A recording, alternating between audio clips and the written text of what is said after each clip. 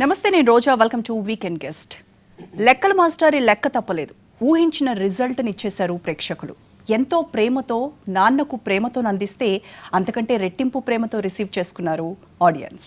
So ఆ సక్సెస్ని enjoy చేస్తున్న డైరెక్టర్ సుకుమార్ గారు ఇవాళ మన వీకెండ్ గెస్ట్. నమస్తే సుకుమార్ గారు. నమస్తే అండి.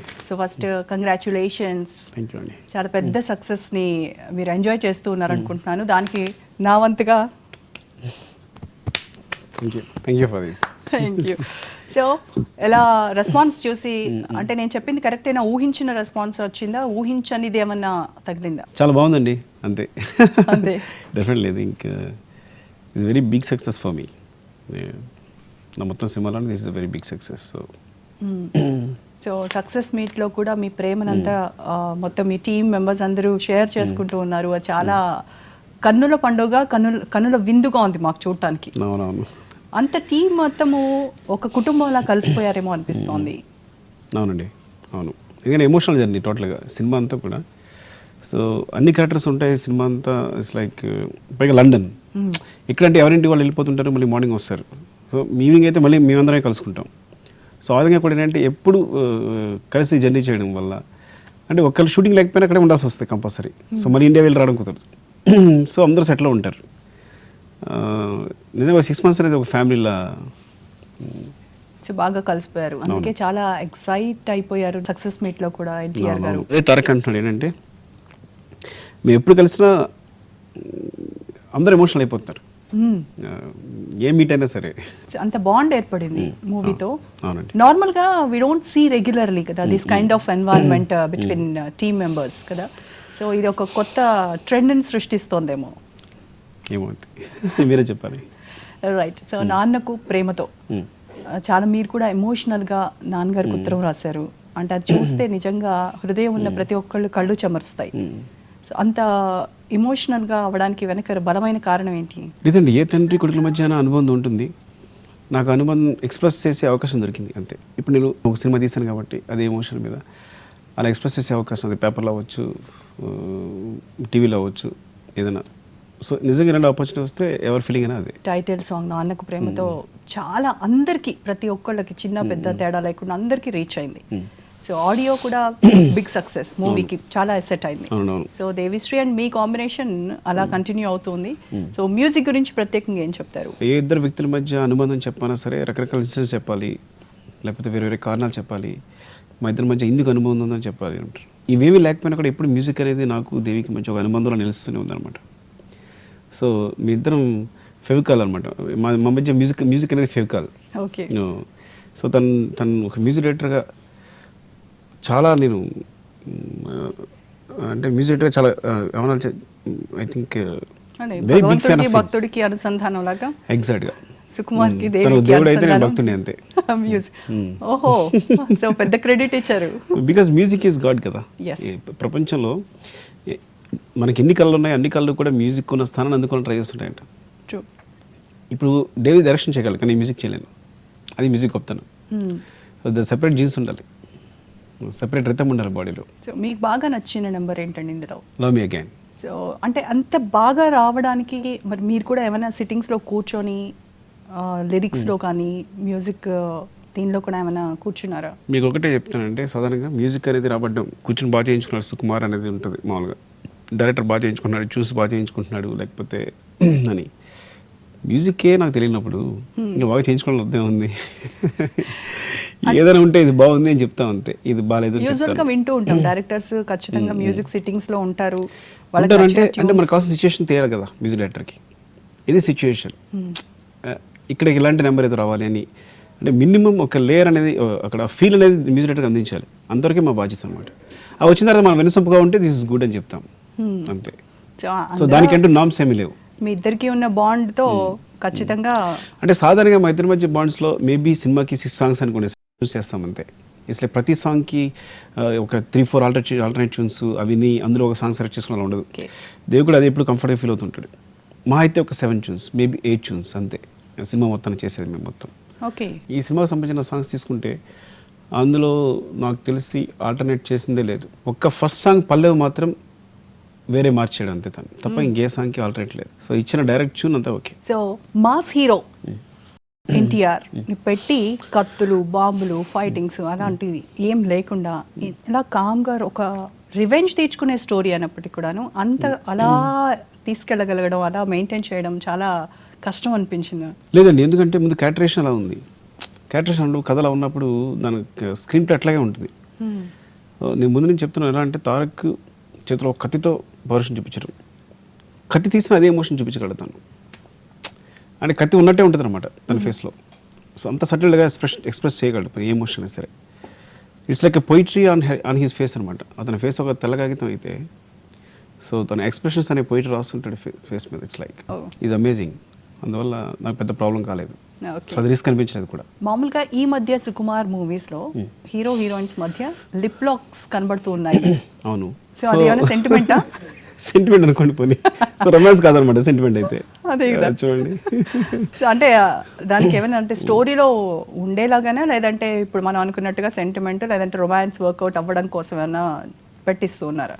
లేదు, సీన్ అలా క్రియేట్ అవుతుంది అంతే ఎప్పటికప్పుడు.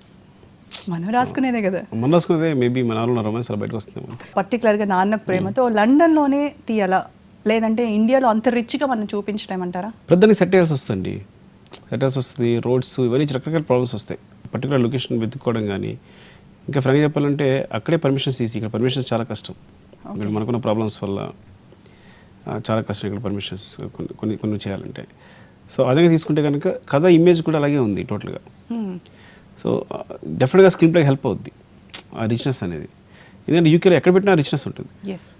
ఒక విలన్ ఆఫీస్ అనుకోండి, అలాంటిది ఇక్కడ దొరకడం కష్టం విషయం. తీసుకురావచ్చు కానీ బట్ ఆ డిఫరెన్స్ అనేది డెఫినెట్గా ఏదో ఒక ప్లే చేస్తూ ఉంటుంది అనమాట. టైమ్ అండ్ మనీ మ్యాటర్స్ కూడా. కొన్ని విషయాలు ఎక్కడ జరుగుతున్నాయంటే మనకి బిలీవబుల్గా ఉంటాయి, కొన్ని విషయాలు ఎక్కడ జరుగుతున్నాయంటే బిలీవబుల్గా ఉండవు. సో అలాంటి సినిమా ఇది. సో ఎక్కడ జరుగుతుందంటే మొత్తం కథ అంతా బిలీవబుల్గా ఉంటుందని చెప్పి. ఓకే. సో రకుల్ తన గురించి కూడా నిజం ఏంటంటే యాక్చువల్గా కథ ఇక్కడే రాసుకున్నాం కానీ తర్వాత షిఫ్ట్ చేసాం. ఓకే, షిఫ్ట్ చేయడం చాలా హెల్ప్ అయింది కూడా అంతే. అంటే సెట్స్ వేయాలి ప్రధానికి అండ్ ఆ రోడ్స్ మీరు అన్నట్టుగా పర్మిషన్స్ సెట్స్ వేయడం కూడా కాదు, డెఫినెట్గా ఈ కథ కోసం రిచ్నెస్ అక్కడ దొరుకుతుంది. ఓవరాల్గా మనం ఇక్కడ కొన్ని చేయొచ్చు కొన్ని చేయలేకపోతాం. అప్పుడు సినిమా ఓవరాల్గా యూనిఫామ్గా ఉండదు. ఓకే. సో అక్కడైతే చేయడానికి అవకాశం ఉంది. సో రిలీజ్ అయిన 1 or 2 daysలో టాక్ మాత్రము అంటే క్లాస్ మామూలుగా బీసీ సెంటర్స్లో ఇది అంత ఎక్కదు మాస్కి అన్న టాక్ వినిపించింది. సో అప్పుడు కానీ ఇప్పుడు హౌ వాస్ యువర్? కానీ ఇప్పుడు ఓకే, అప్పుడు ఎలా అనిపించింది అనేది మై క్వశ్చన్. అప్పుడు నేను డెఫినెట్గా డిప్రెస్ అయిపోతాం. మేము ఇంకా ఇంత కష్టపడి చేసిన సినిమా ఎలా ఉంది అంటే ఇంకా 5-6 hours డిప్రెషన్లో ఉన్నా. కానీ ఈవినింగ్ 7:30 కాల్ వచ్చింది. మా గురువు గారు వినాయక్ గారు కాల్ చేశాడు. నేను వినాయక్ గారు రెస్టారెంట్గా చేశాను యాక్చువల్గా. సుకు ఇప్పుడే మా మామయ్య గారు చూసి వచ్చారు. ఆయనకి ఏ చదువు రాదు, ఆయన ఏడుస్తూ థియేటర్ అని పెట్టుకొచ్చాడు. ఎలా ఉందంటే సినిమా ఎలా ఉందని అడుగుతామంటే చాలా చాలా బాగుంది సినిమా అన్నారు. సో అది ఒక్కటి చాలు. అలాగే ఈ సినిమా మా ఊళ్ళో ఇంత కలెక్ట్ చేస్తుంది. ఈ ఫస్ట్ సెకండ్ షోకే ఇంత అయిపోతుంది. నువ్వు ఎవరు చెప్పినా ఏమనుకు, డెఫినెట్గా ఇది పెద్ద హిట్ అవుద్ది, పెద్ద సక్సెస్ అవుద్ది అని. సో ఆ తర్వాత అన్ని కాల్స్ రావడం మొదలుపెట్టాను నాకు ఈవినింగ్ 7:30 తర్వాత. సో అందరూ కాల్ చేశారు, ప్రొడ్యూసర్ మిగతా అందరూ ఫ్రెండ్స్ అందరూ కాల్ చేశారు. అది చాలా బాగుంది చాలా. బికాస్ ఎందుకంటే ఈవినింగ్కే సాధారణంగా సినిమా అనేది ఏమాత్రం అటు ఇటుగా ఉన్నా ప్రేక్షకులు ఎప్పుడు డివైడ్ లేదు. నా మార్నింగ్ నుంచి బయట కాల్స్ వస్తూనే ఉంటాయి. ఇండస్ట్రీలో కాల్స్ కాకుండా బయట కాల్స్ అని వస్తూనే ఉన్నాయి నాకు మార్నింగ్ నుంచి. చాలా బాగుంది చాలా బాగుంది అని చెప్తూనే ఉన్నారు అందరూ. సో కాబట్టి అక్కడ కాన్ఫిడెన్స్ నిలబడుతూనే ఉంది నాకు. కొంత జారిపోతున్నా సరే కాన్ఫిడెన్స్ నిలబడుతుంది. ఈవినింగ్ 7:30 తర్వాత because first show second show all housefulls ఎక్కడ చూసినా. So then they decided it's a super hit. Then కొన్ని గంటలు మాత్రం నేను టెన్షన్ అయ్యాను. ఓకే, ఆ తర్వాత కూల్ మళ్ళీ ఇది మళ్ళీ చలో. సో ఈ పర్టికులర్గా నాన్నకు ప్రేమతో అనే టైటిల్ దానికి రకరకాలుగా ముందు కూడా అనుకున్నారు కదా, మళ్ళీ ఇది ఫిక్స్ అవ్వడానికి బాగా ప్లస్ అయిందేమో కదా. యాక్చువల్గా నాన్నకు ప్రేమతో తప్ప ఇంకే టైటిల్ అనుకోలేదు సినిమాకి. మరి రకరకాల మాటలు వచ్చాయి బయటికి, ఊరికే సరదాగా వస్తూ ఉంటాయి. బికాస్ అది కూడా మాకు ఫ్రీ పబ్లిసిటీ సినిమాకి అంతే. సో దాన్ని ఇప్పుడు ఖండించాం మేము వస్తున్నప్పుడు. ఓకే, కానీ మొదటి నుంచి మేము అనుకుంటే నాన్నకు ప్రేమతోనే. సో లెక్కలు ఉంటాయి సుకుమార్ గారి మూవీలో, అంటే లాజిక్లు ఇవన్నీ, అంటే లెక్కల మాస్టారు పాత వాసనలు అలాగే కంటిన్యూ అవుతూ ఉంటాయి మధ్యలో ఎప్పుడైనా. ఊరికే బిల్డప్కి పైన ఏదో గీతలు గీసి రాశాను కానీ మీరు చూస్తే core idea is very simple. Cinema పెద్దగా లెక్కలే ఉండవు. మేబీ కొన్ని వర్డ్స్ ఇలా ఉపయోగించడం వల్ల, సపోజ్ కాఫీ అని ఉపయోగించుకోవడం, డబుల్ షాట్ క్యాప్చినో ఇలా ఉపయోగించడం వల్ల, కొన్ని హ్యాకింగ్ అని ఆ బ్యాంకులో డబ్బులు కొట్టేయడం అని కాకుండా హ్యాకింగ్ అని ఉపయోగించడం వల్ల, కొన్ని ఇంగ్లీష్ వర్డ్స్ వల్ల అలా అనిపిస్తుంది కానీ ఏలియన్ లాగా. కానీ మీరు కోర్ ఐడియా తీసుకుంటే చాలా simple. It's like butterfly effect అంతే. ఇది చైన్ రియాక్షన్. దీన్ని తగిలితే అది తగిలి ఇది మెయిన్ ఫార్ములా సినిమాకి, అంతే తప్ప. అదే ఇన్ని మీటర్లు ఉంటుంది, కళ్ళు మూసుకొని చక్ చక్ చక్ చక్ ఇలా వచ్చేస్తూ ఉంటుంది ఎన్టీఆర్ ముందు. అవును, యాక్చువల్గా అన్ని పరిస్థితులు అనుకూలిస్తే అలా జరుగుద్ది. కానీ అందరూ సింపుల్ ఫార్ములా ఏంటి చెప్పండి, ఇక్కడ జారి పడితే ఈ తాడు పట్టుకుంటాడు, ఆ తాడు పట్టుకుంటే ఇది వెళ్ళి దానికి తగులుతుంది, ఇది తగిలితే ఇది దీనికి తగులుతుంది, ఇది తగిలి అన్ని పడిపోతాయి అనేది simple idea. Baby's day out నుంచి చూస్తూనే ఉన్నాం. ఎగ్జాంపుల్ మీరు షోలో తీసుకోండి, ఒక సైకిల్ మీద పడితే మిగతా సైకిల్ అన్నీ పడిపోతాయి వరుసగా. సో అంతేగాని ఇదేమి స్లైట్, ఇదేమి వెరీ బిగ్ అర్థం కాని ఐడియా ఏం కాదు. కాబట్టి చూస్తే బిల్డప్ అలా అనిపిస్తుంది అన్నమాట. కొన్ని ఇంగ్లీష్ వర్డ్స్ యూజ్ చేయడం వల్ల, మేబీ కొన్ని ఈక్వేషన్స్ గీతలు గీయడం వల్ల అందరికీ అలా బిల్డప్ వస్తుంది. కానీ ఏదో సమ్ ఇంటెలిజెంట్ సినిమా అలాగే ఐడియా వస్తుంది. కానీ మీరు క్లియర్గా తీసుకుంటే కనుక మూలం అనేది, కోర్ ఐడియా అనేది ఇట్స్ వెరీ వెరీ సింపుల్. అందుకే ఈ సినిమా సక్సెస్ అయింది. మీరు FBలో పోస్ట్ చేశారు 2 సినిమాల తర్వాత నేను రిటైర్మెంట్ అని. అంటే ఇది కూడా ఏమైనా పబ్లిసిటీ కానీ ఇలాంటిది ఏమైనా స్టంటా లేకపోతే ఏమిటి? ఆ టైంకి నాకు అనిపించింది, ఇప్పుడు ప్రస్తుతం అనిపిస్తుంది. సో నా సైకాలజీ స్టేట్ని చెప్పాను అనమాట. ఎందుకంటే సినిమా తీసినప్పుడు నాకు చాలా కష్టమైపోతుంది. ఎలా అక్కడికి వెళ్ళేసరికి ఇప్పుడు మొత్తం రాసుకుంటాం, ఒక సీన్ రాసుకుని కంప్లీట్ చేయలేకపోతాను. చివరికి తెగ ట్రై చేస్తాను ఆ సీన్ కంప్లీట్ చేయలేకపోతాను. మళ్ళీ సెట్కి వెళ్ళిన తర్వాత మళ్ళీ అదే సీన్ రాస్తూ ఉంటాను. ఆర్టిస్ట్ అందరూ వెయిట్ చేస్తుంటారు, మొత్తం అందరూ వెయిటింగ్లో ఉంటారు, కెమెరామెన్ వెయిటింగ్లో ఉంటాడు, అందరూ లైటింగ్ చేసుకుంటారు, అందరూ వెయిటింగ్గా ఉంటే నేను అక్కడ రాస్తూ ఉంటాను సీన్ని అంతా. ఒక క్రిమినల్ లాగా అందరూ నా వైపు చూస్తున్నాను, భయంగా ఉంటుంది. ఆ ఒక్క గంట నేను అనుభవించే క్షోభ అంతా కూడా చాలా దారుణంగా ఉంటుంది అనమాట. సో దానివల్ల నాకు ఫ్రస్ట్రేషన్ వచ్చేసింది. అంటే నేను కంప్లీట్ చేయలేకపోతున్నాను, ఇక్కడ నేను స్క్రిప్ట్ కంప్లీట్ చేయలేకపోతున్నాను అనే బాధను చూసారా. దానివల్ల ఏంటంటే ఇప్పుడు అదే కుమార్ 29 ఉంది, నేను హాయిగా రాశాను. మీకు తెలిసిన నా associate it's like my brother, నా తమ్ముడు ప్రతాప్ తను తీశాడు. సో అక్కడితో బాగా నమ్మకం వచ్చింది నాకు. అంటే ఇదివరకు ఏంటంటే నేను తీస్తే సినిమా పైన ఎలా వస్తుందో అని భయం ఉండేది. నా అసిస్టెంట్స్ కూడా అంటారు, సార్ మీరు రాసింది మీరే తీయాలి సార్ ఎట్లా అంటుండేవారు. కానీ నేను తీసేది ఎప్పుడు ఎలా వస్తుంది స్క్రీన్ పైన అది కొంచెం భయంగా ఉండేది. కానీ కుమార్ 29 తను తీశాడు, సూపర్ హిట్ అయింది. సో దాంతో నాకు భ్రమలు విడిపోయినాయి. కాబట్టి నేను రాసిన స్క్రిప్ట్ని చాలా అందంగా తీయగలరని నమ్మకం వచ్చేసింది. సో అలాంటప్పుడు నేను సెట్కి వెళ్ళి వర్క్ చేయాల్సిన పని లేదు. నేను సినిమాలు వదలట్లేదు, I produce the movies, write the stories. So మరి ప్రొడ్యూసర్గా లో బడ్జెట్ మూవీస్ ఎంచుకుంటారు, మీరు తీసే భారీ బడ్జెట్ మూవీస్ తీస్తారు. భారీ బడ్జెట్ మూవీస్ వస్తున్నాయి నాకు. కానీ అలాగే 100%లో ఇవన్నీ కూడా చిన్న సినిమాలే కదా. ఆర్య అప్పుడు చిన్న సినిమానే, 100%లో చిన్న సినిమానే.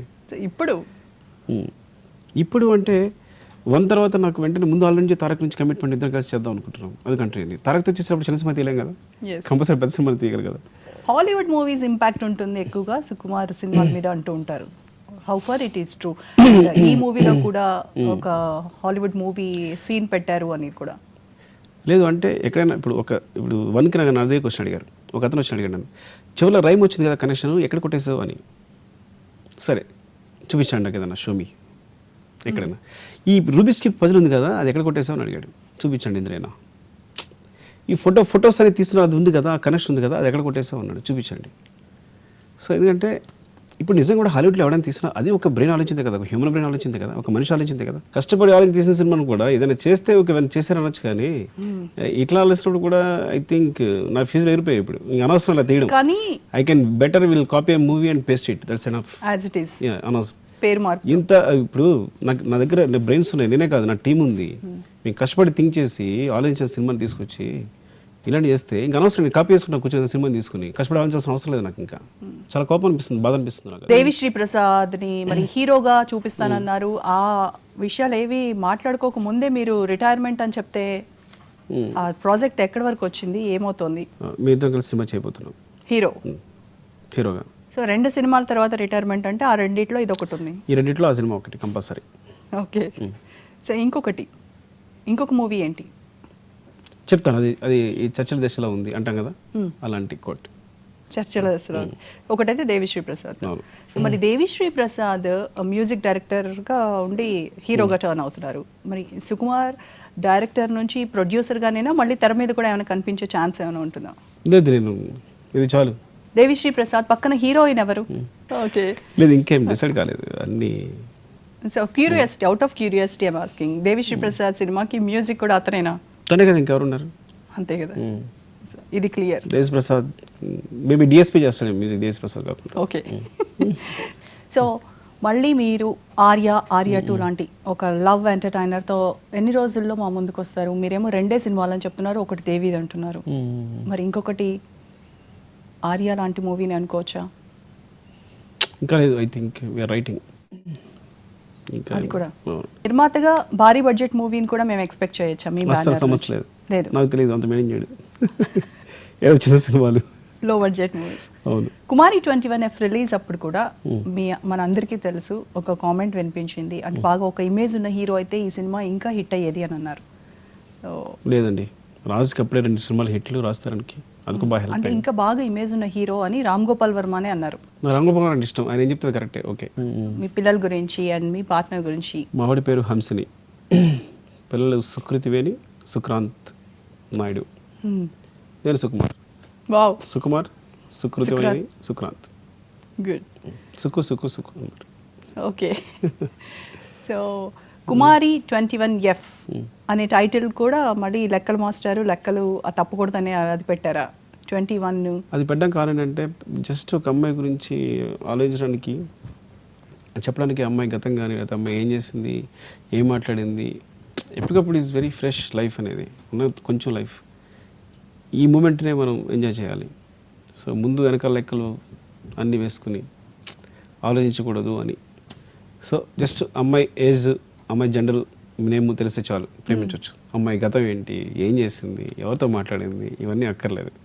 అమ్మాయిని ఇప్పుడు ఎలా ఉందో అలాగే ప్రేమించు అని చెప్పడం కోసం. అప్పుడు సుకుమారి అని పెట్టేస్తే అయిపోయినాము. అప్పుడు నా పేరు ఎవరు కనిపిస్తుంది అనిపిస్తుందో. ఈ 2 మూవీస్ తర్వాత మీరు ఏమైనా మనసు మార్చుకునే ఛాన్సెస్ ఏమైనా ఉన్నాయా? రిటైర్మెంట్కి నో చెప్పే ఛాన్సెస్ ఉన్నాయని అనుకోవచ్చా? No comment. అయితే పిటిషన్ అయిపోయాను. Okay, anyway nice talking to you. ఏమో ఇక్కడ రావడం అనేది మిస్ అయిపోయానేమో అని. థ్యాంక్ యూ సో మచ్ అండి. ఇది ఈ వారం వీకెండ్ గెస్ట్. మరో వారం మరో అతిథితో మళ్ళీ కలుద్దాం. Stay tune.